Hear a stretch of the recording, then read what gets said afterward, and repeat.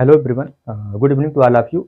आज के इस लेक्चर में हम एक नया चैप्टर अर्थमेटिक प्रोग्रेशन स्टार्ट करने वाले हैं, जो कि एनसीईआरटी का 5वां चैप्टर है क्लास 10th का। और इसके पिछले लेक्चर में हमने क्वाड्रेटिक इक्वेशन कंप्लीट कर दिया था, है ना। तो क्वाड्रेटिक इक्वेशन कंप्लीट किए हुए हमको 10 से 12 दिन हो गए। ठीक है, 10-12 दिन का आपको गैप मिल गया, तो आपने तैयारी कर लिया होगा। ठीक है भी, तो आज 10-12 दिन के बाद ये चैप्टर स्टार्ट होने जा रहा है। तो सबसे पहले ये समझना होगा कि किसी चैप्टर्स को पढ़ने के पहले उसमें कुछ टर्म आते हैं। अगर वो टर्म, वो डिफिनीशंस आपको क्लियर हो, तो आप आराम से चैप्टर को एंजॉय करके पढ़ सकते हैं। ठीक है भी, तो ऐसे इसमें भी कुछ टर्म हैं जो आपको क्लियर होने चाहिए। जैसे आता है कि सीक्वेंस, एक टर्म आएगा आपके सामने सीक्वेंस, ये टर्म यूज होगा। ओके, सीक्वेंस एक टर्म ये यूज होगा। उसके बाद एक टर्म यूज होगा आपका सीरीज। क्या यूज होगा? सीरीज। और एक टर्म यूज होगा प्रोग्रेशन। ऐसे पहले इसको समझ लीजिए तीनों में क्या डिफरेंस है। प्रोग्रेशन, फिर हम अपने चैप्टर पे आएंगे। ओके, ये 3 टर्म आपको समझने होंगे। तो अभी आप लिखेंगे बिल्कुल नहीं, ये रफली काम है, रफ ही समझेंगे। अभी मैं इसका नोट लिख के आपको दे दूंगा, डिफिनीशन वगैरह लिख दूंगा, पहले आप ऐसा रफली समझ लें। सीक्वेंस क्या होता है, सबसे पहले आते हैं सीक्वेंस पे। ओके, सीक्वेंस पे क्लियर करते हैं। सीक्वेंस क्या होता है? सीक्वेंस क्या होता है कि ऐसे नंबर, है ना, जो किसी डिफिनिट रूल के तहत लिखे जाएं और एक डिफिनिट आर्डर में लिखे जाएं। मतलब किसी नंबर्स को हम लिखें, वो एक डिफिनिट आर्डर में हो और एक डिफिनिट रूल को फॉलो करता हो। तो अगर हम ऐसे लिखते हैं किसी नंबर्स को, किसी भी चीज को, किसी भी ऑब्जेक्ट को, तो वो सीक्वेंस कहलाता है। फिर से सुने मेरी बात, अगर हम नंबर्स को किसी डिफिनिट रूल, है ना, 2 टर्म आते हैं इसमें, डेफिनिट रूल, डेफिनिट रूल और डेफिनिट आर्डर, डेफिनिट रूल और डेफिनिट आर्डर के तहत लिखते हैं, तो वो सीक्वेंस कहलाता है। ओके, एग्जांपल के तौर पे जैसे हमने लिखा 1 2 3 4 5, ऐसे ऐसे ना, ये चलता जा रहा है, ये डॉट डॉट, है ना। तो आप जान गए कि 1 के बाद 2, 2 के बाद 3, 3 के बाद 4, 4 के बाद 5, 5 के बाद 6 आएगा। आपको पता क्या, पैटर्न पता चल गया, है ना। तो आपने एक पैटर्न में लिखा है, तो ये एक डेफिनिट आर्डर में है और एक डेफिनिट रूल को फॉलो कर रहा है। तो ये क्या है आपका? ये आपका सीक्वेंस है। ओके, ये आपका क्या है? सीक्वेंस है। अच्छा, अब और एग्जांपल ले सकते हैं आप। जैसे मान लीजिए ले लिया आपने 1 4 9 16, ऐसे ऐसे करके। तो अब आप कहेंगे ये कैसा आर्डर है? तो आप देखें ना, यहाँ पे अगला क्या आएगा आप बता देंगे। जैसे ये क्या है, 1 का स्क्वायर 1, 2 का स्क्वायर 4, 3 का स्क्वायर 9, 4 का स्क्वायर 16। तो अब अगला क्या आएगा? 5 का स्क्वायर। तो 5 का स्क्वायर क्या होगा? 25। तो ये भी एक डिफिनिट आर्डर और एक डिफिनिट रूल के तहत लिखा हुआ है। तो ये भी क्या है आपका? ये भी आपका क्या है? सीक्वेंस है। ऐसे बहुत सारे, मान लीजिए इवन नंबर लिख दिया 2 4 6 8 10 के बाद 12, फिर ऐसे ऐसे ना। और नंबर लिख दिया 1 3 5 7 9, ऐसे ऐसे। ये सारे क्या है? सीक्वेंस हैं। एक और लिखता हूं, मान लीजिए आपने लिखा 2 3 5 7 11 13, ये प्राइम नंबर है ना, प्राइम नंबर है।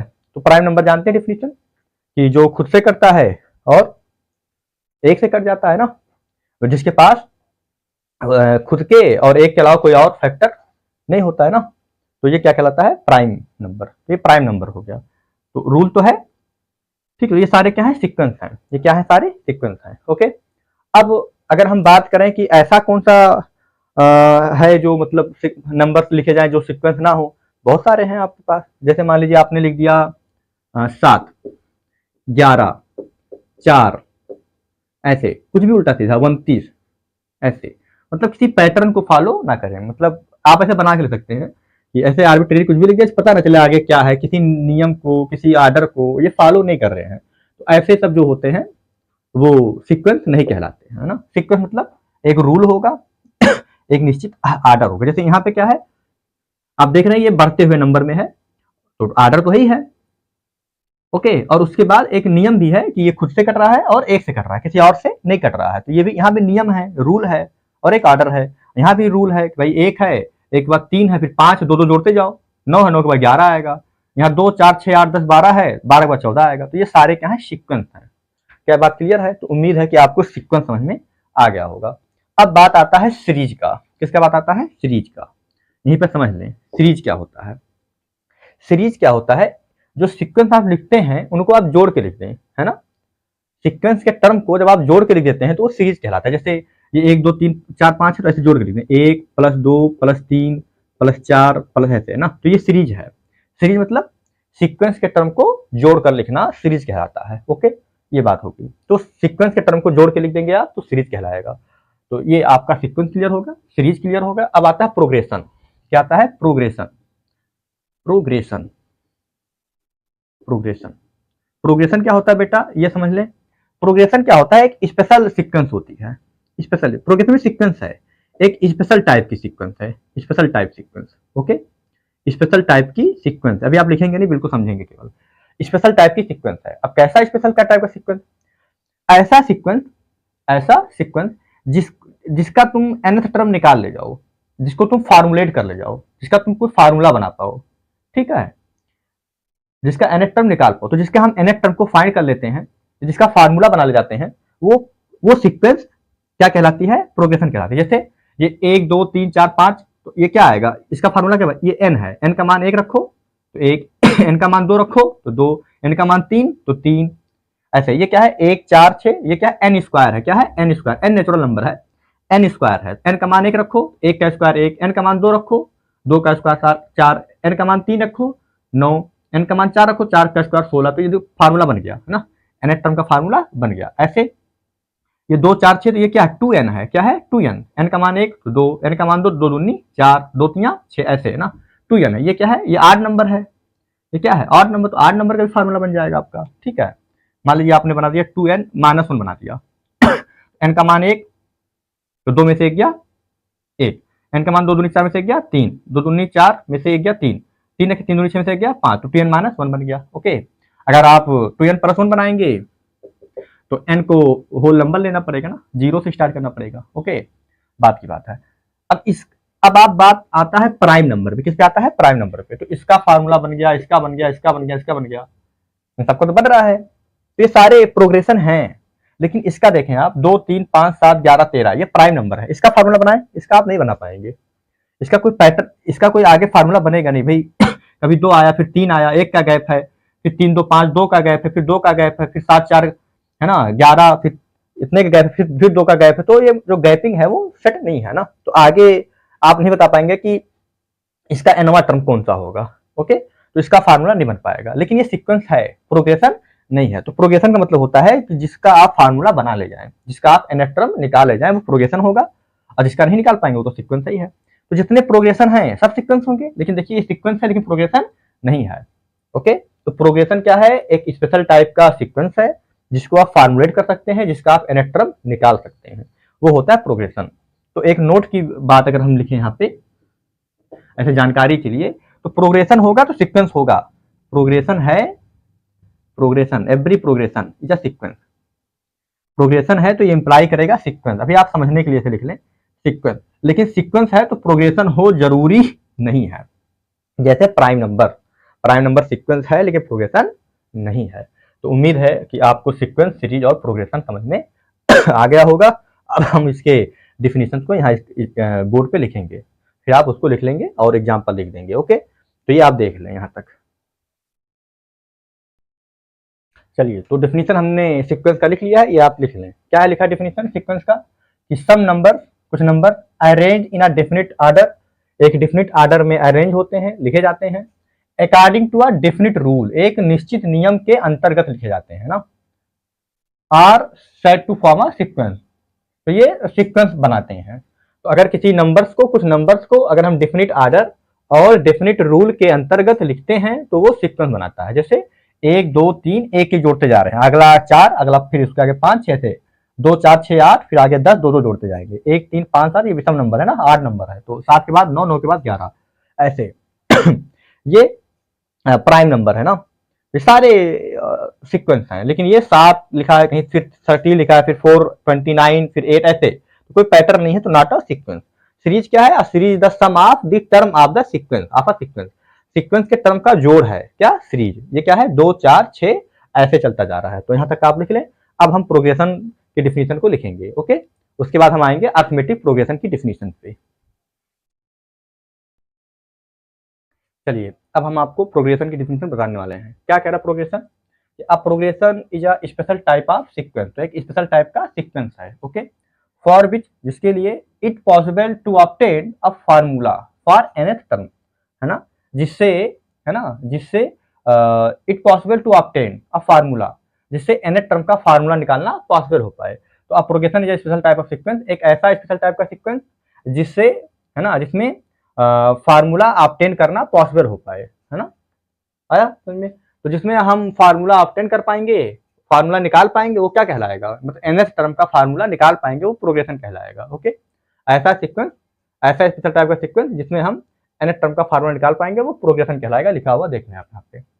नोट क्या है, every progression is a sequence but converse need not be true.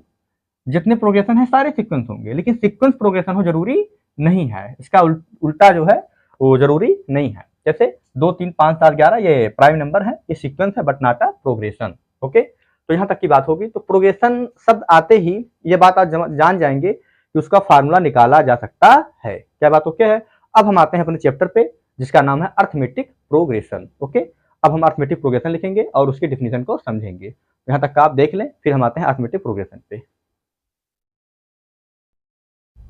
चलिए चलते हैं अब हम अर्थमेटिक प्रोग्रेशन पे। प्रोग्रेशन जान गए हम कि एक स्पेशल टाइप का सीक्वेंस जिसका फार्मूला निकल पाए। तो अर्थमेटिक प्रोग्रेशन है तो फार्मूला nth टर्म का हम निकाल पाएंगे। ओके, ये पॉसिबल है। कोई भी प्रोग्रेशन हो, अर्थमेटिक हो, ज्योमेट्रिक हो या हार्मोनिक हो, आगे चल के आप जैसे यहाँ पे एपी है, साथ में एपी बोलते हैं, ऐसे जीपी और एचपी भी हम पढ़ते हैं। ओके, एचपी तो एपी का ही रेसिप्रोकल होता है। ओके, बात की बात है। यहाँ हम पढ़ने वाले हैं एपी के बारे में। तो अर्थमेटिक प्रोग्रेशन तो फार्मूला निकलेगा, तो पहले होता क्या है अर्थमेटिक प्रोग्रेशन, उसको हम समझते हैं। ओके, तो हम कुछ एग्जांपल लिखते हैं यहाँ पे। आप यहाँ देखें, यहाँ पे मैं जगह छोड़ रहा हूँ, यहाँ डिफिनीशन लिखूंगा, यहाँ पे मैं एग्जांपल करके समझा रहा हूँ। जैसे एक एग्जांपल लिखता हूँ मैं एपी का। जैसे हमने लिखा, यहाँ पे लिखा 2, फिर लिखा 4, ऐसे 6, फिर 8, ऐसे डॉट डॉट डॉट आया। अब ये इनफाइनाइट भी हो सकता है और फाइनाइट हो सकता है 10 पे जाके रुक जाए, या हो सकता है कि चलता जाए ना। तो एपी जो है वो फाइनाइट एपी भी होते हैं और इनफाइनाइट एपी भी होते हैं, है ना। अगर नंबर ऑफ टर्म फाइनाइट है तो finite AP, number of term infinite है तो इनफाइनाइट एपी, है ना। ये बात की बात है। तो ये आप देखें, ये मैंने प्रोग्रेशन लिखा हुआ है, एक प्रकार का सीक्वेंस है कि 2 4 6 8। तो आप देख रहे होंगे कि कोई भी 2 टर्म ले लो लगातार, कांजी का मतलब लगातार, है ना, 2 लगातार टर्म ले लो कोई। जैसे ले लिया 2 4, इन दोनों का डिफरेंस देखो, डिफरेंस मतलब सेकंड माइनस फर्स्ट देख लो, सेकंड माइनस फर्स्ट, आगे वाले में से पिछला घटा दो। तो 4 में से 2 गया, 2 आया। अच्छा, फिर 4 6 ले लो, 6 में से 4 गया, फिर 2 आया। 8 में से 6 गया, फिर 2 आया। ऐसे आगे मान लो यहाँ लिखा होता 10 12 ऐसे, तो 10 में से 8 गया, फिर 2 आया। 12 में से 10 गया, फिर 2 आया। तो एनी 2 कॉन्जिक्यूटिव टर्म, कोई भी 2 लगातार टर्म, 2 लगातार टर्म जब लेंगे तो सेकंड माइनस फर्स्ट करेंगे। जैसे इन दोनों 4 6 लेंगे तो 6 में से 4 घटाएंगे, है ना, आगे वाले में से पिछला घटाएंगे।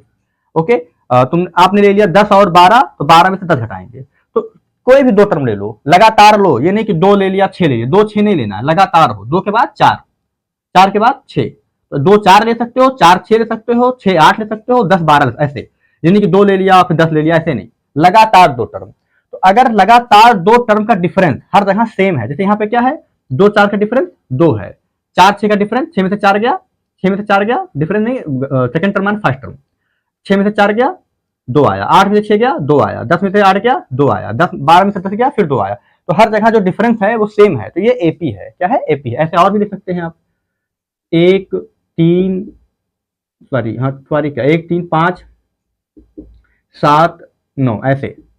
देखें, 3 में से 1 गया, लगातार लेना, 3 में से 1 गया 2 आया, 5 में से 3 गया फिर 2 आया, 7 में से 5 गया फिर 2 आया, 9 में से 7 गया फिर 2 आया। तो ऐसे लिखते जाएंगे, तो ये भी एपी है।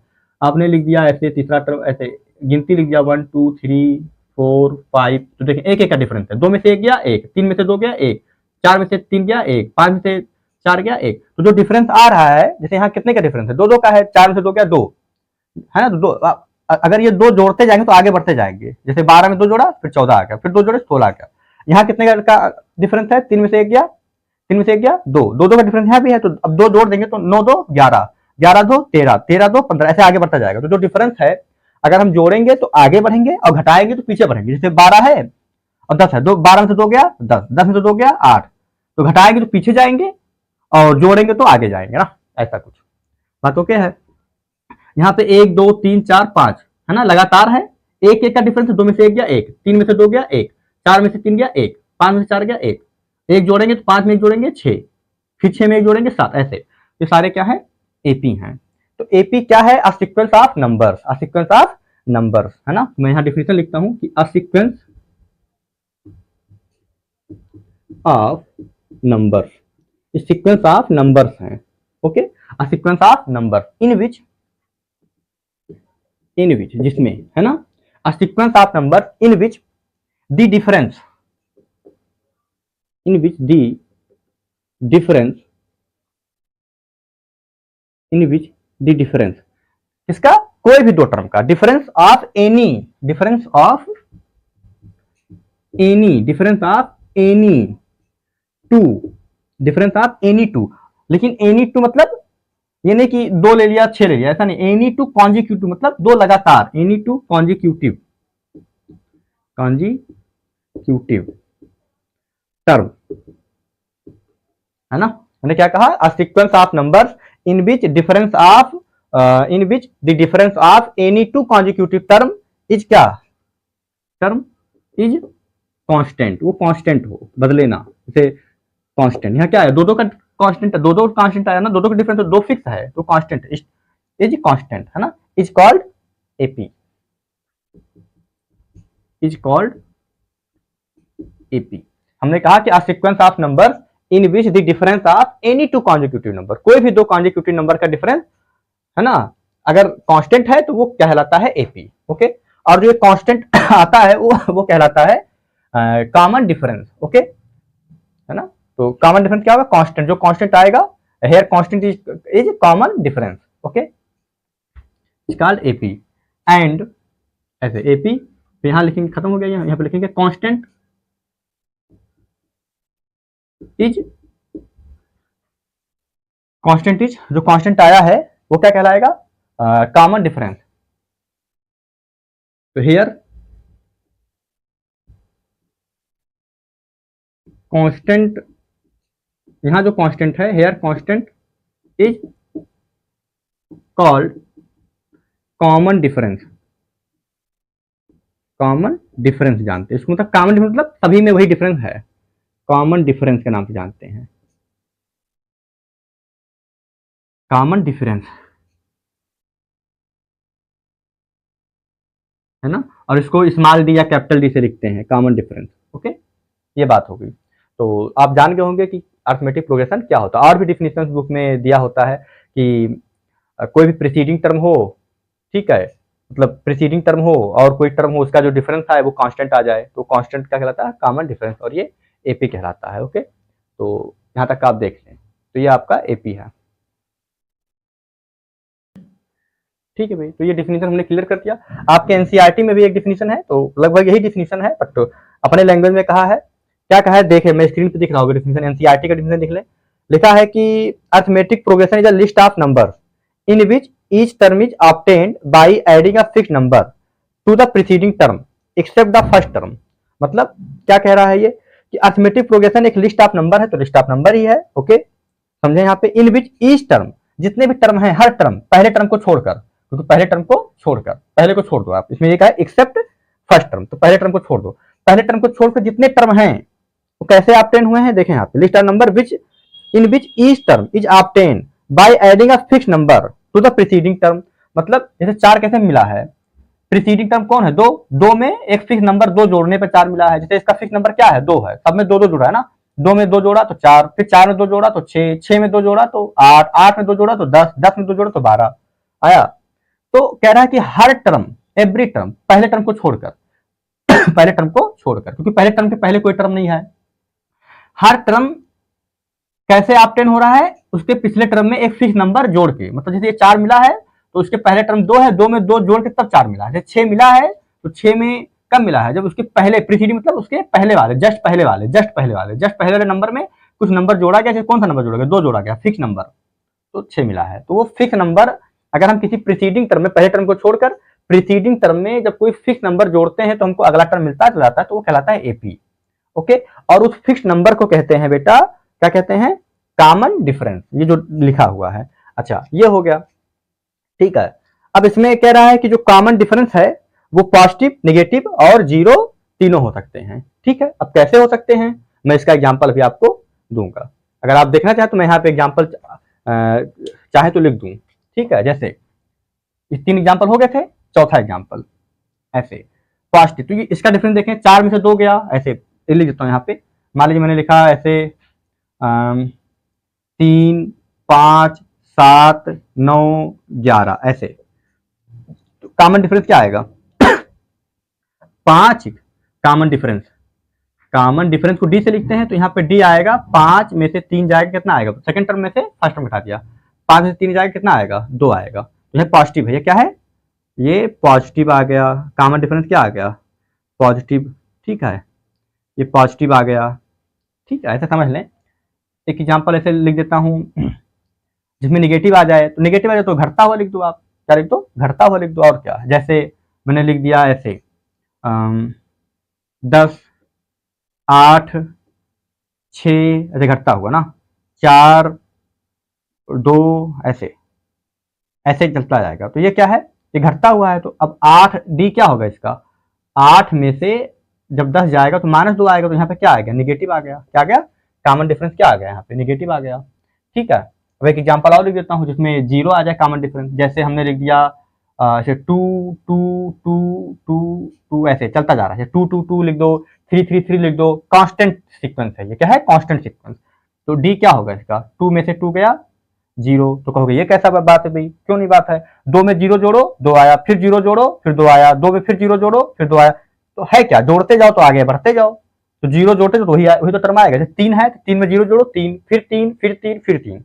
तो अगर हम किसी टर्म में 0 जोड़ते जाएंगे तो आगे बढ़ता जाएगा, लेकिन वही टर्म लिखता जाएगा, तो उसको बोलते हैं कांस्टेंट सीक्वेंस। तो एक प्रकार का कांस्टेंट सीक्वेंस है जिसका जो डी होता है वो 0 होता है। ओके, तो उम्मीद है कि आपको ये बातें समझ में आई होंगी, तो ये आप देख लें, ठीक है भाई। अब हम चलते हैं।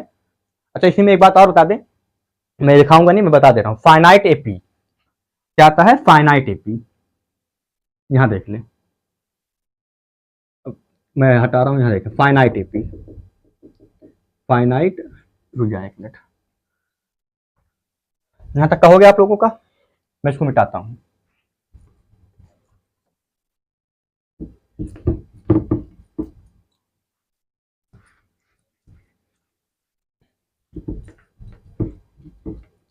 फाइनाइट एपी, अब एपी 2 प्रकार के होते हैं, एक होता है finite AP, finite AP, okay.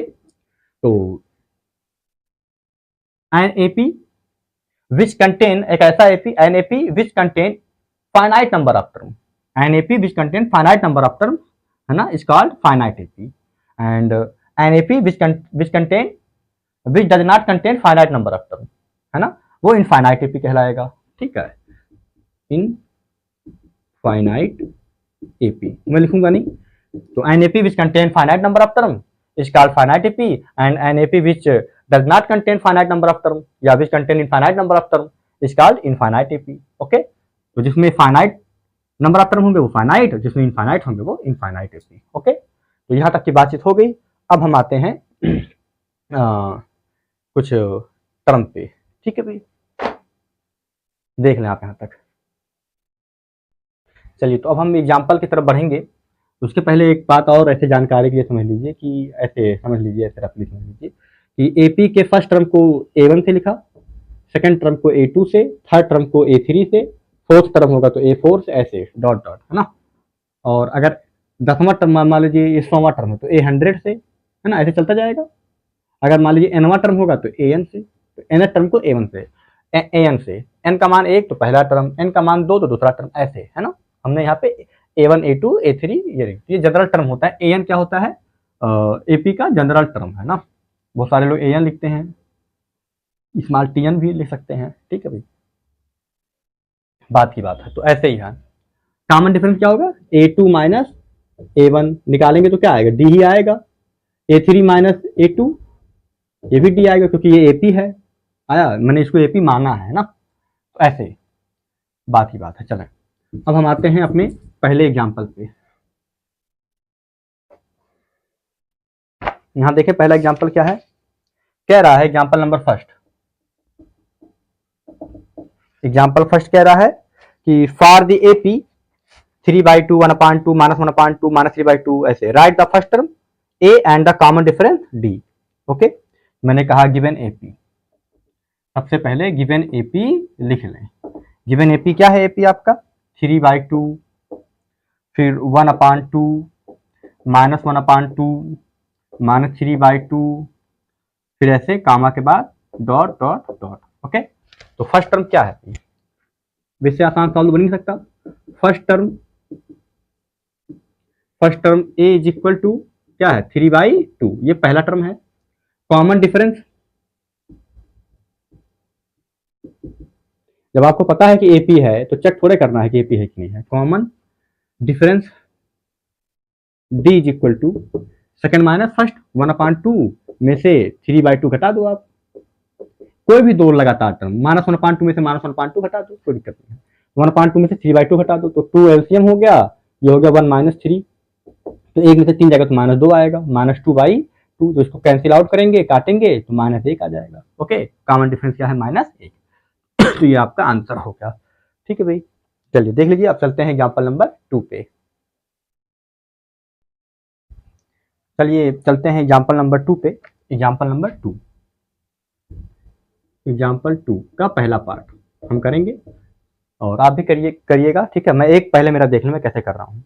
Which of the following list of number form an AP, कह रहा है कि जो नीचे दिए हुए लिस्ट ऑफ नंबर्स हैं उसमें कौन एपी है कौन एपी नहीं, क्वेश्चन मार्क बनाया है ना, बताना है कौन सा एपी है कौन सा एपी नहीं, तो चेक करना है। पहले वाले क्वेश्चन में एपी दिया था, पहले से एपी दिया है, जब एपी पहले से दिया हो तो चेक नहीं करना है, लेकिन यहाँ पे एपी के बारे में कुछ नहीं कह रहा है, एपी में क्वेश्चन मार्क लगाया हुआ है, तो हमें चेक करके बताना पड़ेगा कि एपी है कि नहीं है। तो पहले एपी चेक करेंगे। Okay, if the form an AP, कह रहा है अगर if they form an AP, अगर ये एपी बना रहे हैं तो राइट द नेक्स्ट 2 टर्म, तो उनके आगे के 2 टर्म लिखें। तो एपी चेक करने का तरीका क्या है, ये हर जगह डिफरेंस सेम हो, हर जगह डिफरेंस सेम हो। तो पहला क्वेश्चन क्या है, ये 4 10 16 22, 4 10 16 22 और ये चलता जा रहा है। तो देख लें डिफरेंस, भाई 10 में से 4 घटाओ, 16 में से 10 घटाओ, 22 में से 16 घटाओ, ऐसे ना, ऐसे 10 - 4 कितना आएगा 6 आएगा। तो 10 क्या है, सेकंड टर्म है भाई, ये क्या A2 है, ये क्या ये A1 A2 A3 A4, ये नंबर है ना, पहला दूसरा तीसरा चौथा टर्म, पहला टर्म दूसरा टर्म तीसरा चौथा। ठीक है, तो 10 क्या है, दूसरा टर्म है, तो इसको ऐसे भी लिख सकते हैं A2 - A1, A2 - A1, तो A2 मतलब 10, A1 मतलब 4, 10 में से 4 गया 6, ऐसे। अगला ये क्या है A3 है, क्या है ये A3, A1 A2 A3, तो यहाँ लिखेंगे A3, ये क्या है इसके पीछे वाला 2 है, दूसरा टर्म है, तो A2, तो A3 - A2, A3 मान कितना 16 - 10, फिर कितना आया 6, ये कितना है A4 है, इसके पीछे वाला जस्ट A3 है, कितना आया 22 - 16 फिर 6 आया। तो हम देख रहे हैं कि जितना घटा रहे हैं सारे का मान क्या है, फिक्स है ना, तो the difference that is it is clear, the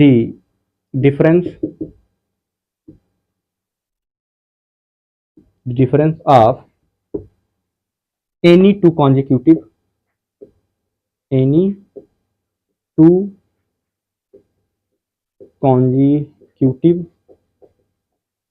term is same, है ना, इज सेम या इज 6, इज यहाँ पे 6 आया तो 6 लिख दो, तो it is clear the difference of any two consecutive term is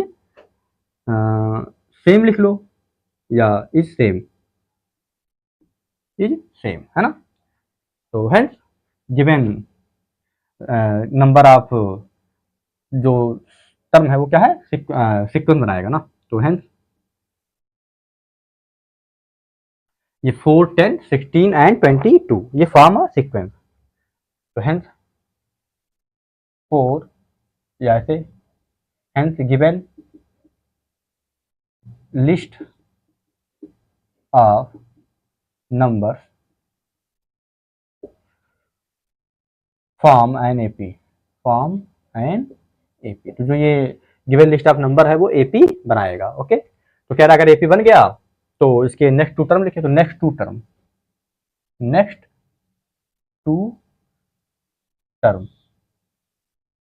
to term में कौन कितने टर्म दिए थे, 1 2 3 4 टर्म दिए थे, तो A5 लिखना है। क्या लिखना है? A5। Okay, A5। तो A5 कैसे आएगा भाई? A4 में जो फिक्स नंबर हो जोड़ दो, तो 22 में भाई 22 में 6 जोड़ दो, तो 22 6 28, तो अगला टर्म क्या होगा? 28 होगा। फिर A6, अब 28 आया, 28 में फिर 6 जोड़ दो, A6 28 में फिर 6 जोड़ दो, तो कितना आएगा? 34। तो ये जो नेक्स्ट दो टर्म होंगे वो, है ना, वो 28 और 34 होंगे। That is next two 28, that is 28 and 34 are next two term, next two term, ये नेक्स्ट टू टर्म है of the given of the AP, of the given AP.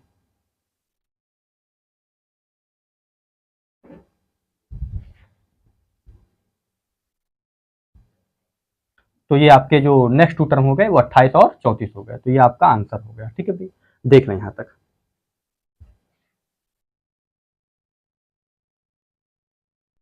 चलिए चलते हैं सेकंड पे। तो सेकंड में ये एग्जाम्पल बता दे रहा हूँ ये, ठीक है। यहाँ पे हो गया सेकंड, पहले का सेकंड, दूसरे का सेकंड। सेकंड क्या है इसमें? सेकंड है 1 कामा -1, 1 -1 -3 -5, और ये डॉट डॉट चलता जा रहा है। ठीक है भाई, तो इसमें भी यही करेंगे, A2 -A1। तो माइनस भाई A2 क्या है, यहाँ A1 1 है, A2 -1 है, ये A3 कितना है? -3, और A4 चौथा टर्म क्या है? -5। तो A2 -A1, तो -1, A2 का मान क्या है? -1, A1 का मान +1, तो A2 फिर ये माइनस, A1 का मान कितना है? 1 1, तो -1 -2 आएगा। -1 में से -1 में से 1 जाएगा तो -2 आएगा। -1 पहले लिखा, फिर ये माइनस लगाया, फिर 1 लिखा तो -2 आया। फिर A3 -A2, A3 कितना है? A3 मतलब तीसरा टर्म माने दूसरा टर्म, तो -3 है। कितना है? -3 -3, फिर माइनस, A2 कितना है? -1, A2 कितना है भाई? A3 के बाद माइनस लगेगा, फिर ये -1 है तो ब्रैकेट में -1 लिखा, तो माइनस +1 हो जाएगा ना, +1, तो -3 +1, तो कितना आएगा? -2 आएगा। भाई ये -3 लिखा है, ये -3 minus -1, minus minus +1, -3 +1 -2। A4 -A3, इसको मिटा दो आप। A4 कितना है? -5, फिर माइनस, A3 कितना है? A3 -3 है, माइनस माइनस का गुणा प्लस होता है ना, -5 प्लस में 3, -5 में 3 जाएगा तो फिर -2 आएगा। तो ये भी क्या है? सेम है। It is clear the difference of any two consecutive term is same. तो hence given list of number of an AP, given list of number form an AP, है ना, एपी फॉर्म करेगा। अच्छा, इसके आगे अगर आप चाहे तो एक लाइन और ले सकते हैं ऐसे, दैट इज करके, दैट इज देख रहे हैं जनरल टर्म, 3 तो 2, 4 तो 3, तो एक बड़ा टर्म उससे छोटा टर्म, जस्ट छोटा टर्म, तो कोई भी टर्म जैसे A100 तो A99, ये भी क्या आएगा? -2 ही आएगा। दैट इज AK +1, अगर आप चाहें तो लिखें, तो यहाँ तक का भी सफिशियंट है ना। पिछले में भी आप चाहें तो ये लिख सकते हैं, दैट इज करके, that is AK -1, AK +1 -AK, मतलब इससे एक बड़ा टर्म और जस्ट छोटा टर्म का डिफरेंस क्या है? Is same, is same every time, is same every time. Her time पे क्या आ रहा है? एवरी टाइम, हर बार क्या आ रहा है? सेम आ रहा है। तो ये क्या है? एपी है। Hence given list of number form an AP. तो ऐसे भी कह सकते हैं कि इज सेम, अगर आप चाहे तो इसको लिखें, अदरवाइज ना लिखें। भाई इसका क्या मतलब है? AK +1 -AK का, इसका ये जनरल टर्म है ना। भाई जैसे किसी ने लिखा A100 -A99, भाई कोई भी कुछ ले सकता है, ये इनफाइनाइट टर्म है ना, तो जनरल टर्म लिख दिया। नहीं तो ये भी इतना भी लिख दिया, कोई दिक्कत नहीं है। तो ये मैंने दैट इज करके लिख दिया कि ऐसा भी लिख सकते हैं। आपका मन हो तो ऐड करेंगे ये लाइन, मन ना हो तो ना ऐड करें। तो आगे का 2 टर्म लिखना है तो कोई बात नहीं है। तो 1 2 3 4 टर्म दिया, 5वां टर्म क्या होगा भाई? -5 में जो जो कॉमन आ रहा है -2 डिफरेंस, वो जोड़ दो। तो -5 में जोड़ दो कितना? -2 जोड़ दो, तो कितना आएगा? -7 आ जाएगा, -7 आ जाएगा। फिर -7 में भी -7 आएगा, फिर -7 में फिर -2 जोड़ दो तो क्या आ जाएगा? -9 आ जाएगा। तो नेक्स्ट टू टर्म क्या हो जाएंगे, -7 और -9। तो ये आपका हो गया आंसर। ओके, देख लें यहाँ पे। फिर एक तीसरा सवाल आएगा, है ना, थर्ड पार्ट। चलें तो इसको देख लें यहाँ पे। चलते हैं थर्ड पार्ट पे। थर्ड पार्ट पे फिर एक आता है फोर्थ पार्ट।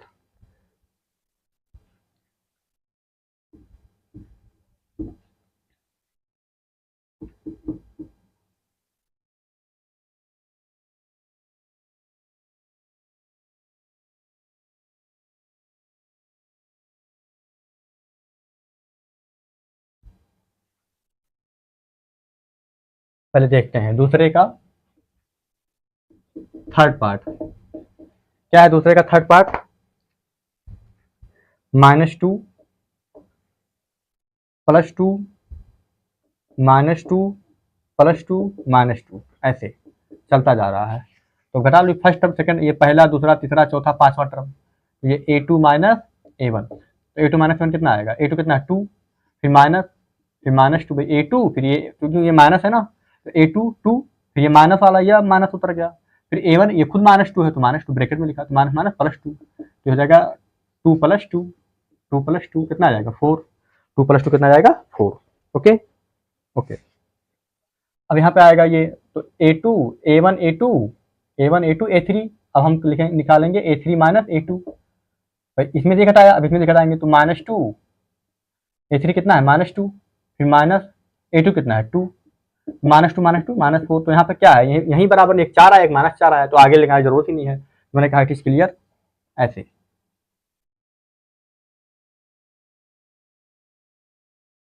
ऐसे लिखा, मैंने कहा इट इज क्लियर।